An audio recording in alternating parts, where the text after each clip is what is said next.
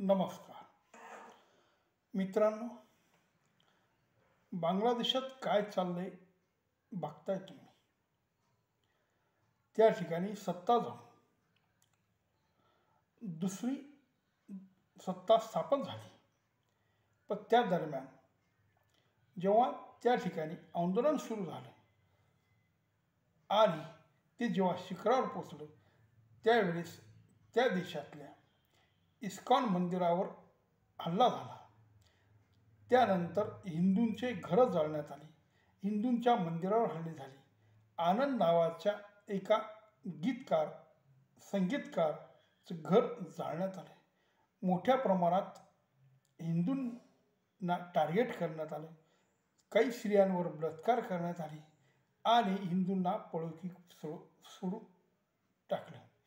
अशा ह्या बांगलादेशमध्ये जेव्हा या घटना घडल्या त्यावेळेस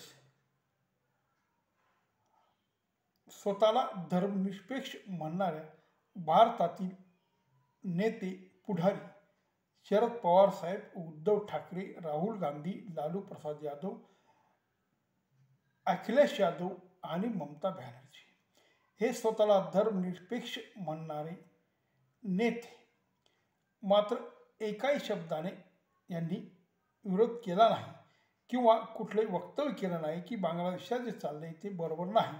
त्या ठिकाणी जे हिंदूंना टार्गेट करण्यात येते ही चांगली गोष्ट नव्हे. त्या सरकारने याच्यावर नियंत्रण आणलं पाहिजे आणि असं घडता कामा नये अशा पद्धतीने हे काही बोलले नाही. तेव्हा अशा वेळेस म्हणावंसं वाटतं, इतना सन्नाटा क्यों भाई, का तुम्ही बोलत नाही, एवढे चिडूचूप का झाला, दातखिळी का बसली. पण असं म्हटलं की ती व्यक्ती उजवी ठरते, ती व्यक्ती हिंदूंची बाजू घेणारे म्हणून ते धर्माधिष्ठित राजकारण करतात, धर्माची बाजू घेतात.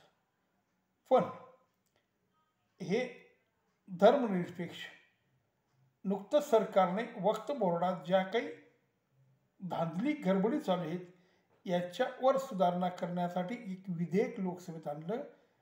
तेव्हा सगळे धर्मनिरपेक्ष पक्ष त्या सरकारवर तुटून पडले आणि मुसलमानांना टार्गेट करण्यात येते, मुसलमानांना त्रास देण्यात येतो.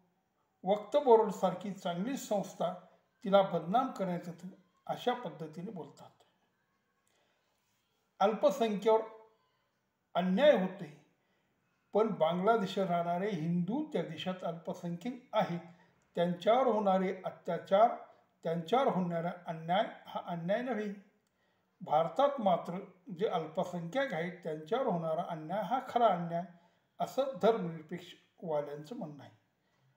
या विषयी जर इतिहासात डोकावलं तर अफगाणिस्तानातून हिंदू नामशेष झाले, पाकिस्तानात हिंदू संपत आले आणि राहिला आता बांगलादेश. तिथूनही लवकरच हिंदूंना पलायन करावं लागेल किंवा धर्मांतर करावं लागेल, त्याशिवाय त्या ठिकाणी हिंदू जगू शकणार नाही. पण आमच्या लोकांना याचं काही दुःखसुख नाही. आम्ही फक्त आमची मतपेटी सुरक्षित ठेवू, या व्यतिरिक्त आम्हाला काही देणे घेणे नाही. म्हणून पुन्हा म्हणतो, इतना सन्नाटा क्यों भाई. नमस्कार.